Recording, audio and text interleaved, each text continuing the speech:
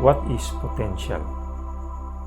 Oxford Dictionary defines it as a latent quality or ability that may be developed and lead to future success or usefulness. If you look up the word latent, it means existing but not yet developed or manifest.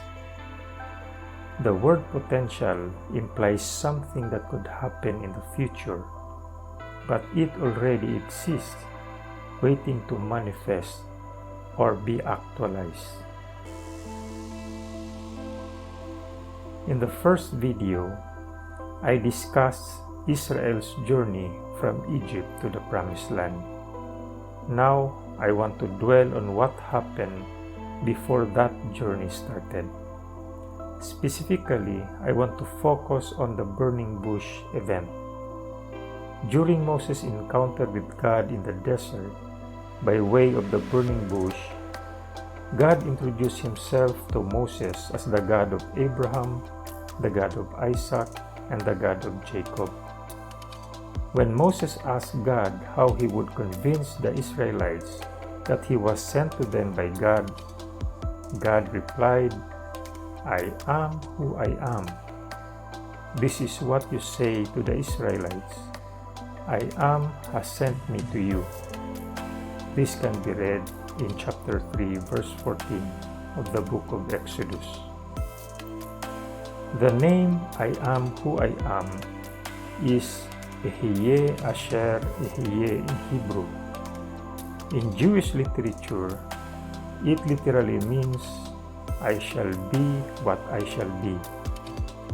The name signifies the birthing of something new or new revelation of self.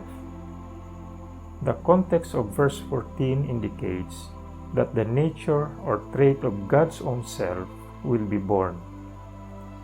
When God said to Moses, "I am the God of Abraham, the God of Isaac, and the God of Jacob," this means the God that manifested himself to Abraham is different from the God that manifested to Isaac and the God that manifested to Jacob, and yet is one and the same God.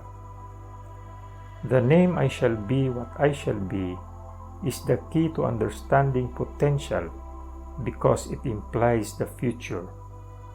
It is something that exists but is yet to manifest.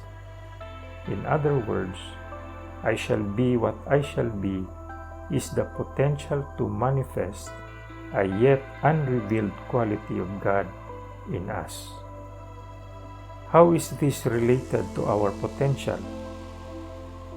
Our potential is latent, meaning it exists but has not yet actualized. This potential refers to an aspect of the quality of God that has not yet been revealed. In the book of John in the New Testament, Jesus answered the people who questioned the validity of his claim that he was seen by Abraham. He said, "Very truly I tell you, before Abraham was, I am, or I shall be," implying that this potential existed even before Abraham was born. In the book of Luke, John the Baptist said, "I baptize you with water, but one who is more powerful than I will come, the straps of whose sandals I am not worthy to untie. He will baptize you with the Holy Spirit and fire." The three elements, water, air, and fire, are common concepts in Jewish interpretation of the Torah or the Bible. Water represents wisdom, fire depicts understanding, and air is knowledge, which is the essence of the Holy Spirit. These three comprise the intellect, or mokin in Hebrew. What is interesting is that, according to Jewish understanding, the name I shall be what I shall be is associated with the elements fire, and air, or understanding and knowledge. The interplay of these three elements brings forth potential. In other words, wisdom, understanding, and knowledge must work together in an integrated way to reveal potential. We recall that water is wisdom, fire is understanding, and air is knowledge. The Hebrew word for wisdom is kokma, which can be broken into parts, koach and ma. Koach meaning potential and ma meaning what is. Together, koach ma means the potential of what is, or the potential to be. Wisdom, being associated with water, like rain, is accessible to all. As it is said, the rain falls on the just and the unjust. Water is chaotic and formless, but when it becomes rain, it falls down. Air and fire, on the other hand, tend to rise. What this means is, potential is accessible, but without the qualities of understanding and knowledge, it remains unclear and very disorganized. Understanding comes about through learning, and learning through teaching. Understanding breaks down the different aspects of the potential to clarify it. Finally, knowledge combines wisdom and understanding, and the potential is actualized. In the book of Luke, Jesus read from the Torah, saying, "The Spirit of the Lord is on me, because He has anointed me to proclaim good news to the poor. He has sent me to proclaim freedom to the prisoners and recovery of sight to the blind."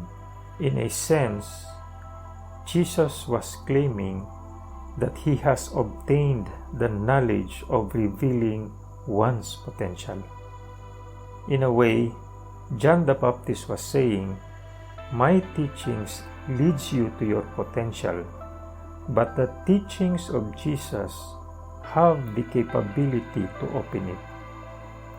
In my first video, I mentioned the verse where Jesus said, "Whoever believes in me will also do the works that I'm doing.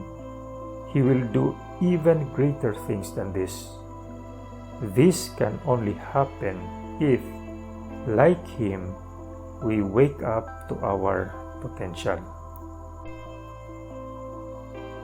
Potential exists in every person, but this potential doesn't automatically manifest.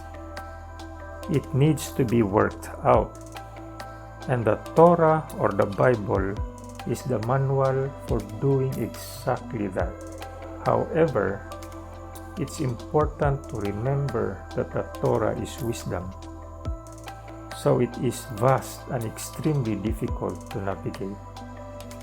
It is for this reason that we need understanding through teachings that will clarify the aspects of the Torah that we need to use for unlocking our potential. Once these teachings are acquired, they become knowledge when applied to daily life, leading to full actualization of our potential, the essence of "I shall be what I shall be." In short, each potential, and therefore each person, carries a certain quality of "I shall be what I shall be." Concealed within each of us is an unmanifest attribute of God, and it wants to be revealed. In the next video, I'll take you deeper into the rabbit hole by discussing how to get wisdom. Thanks for watching. See you then.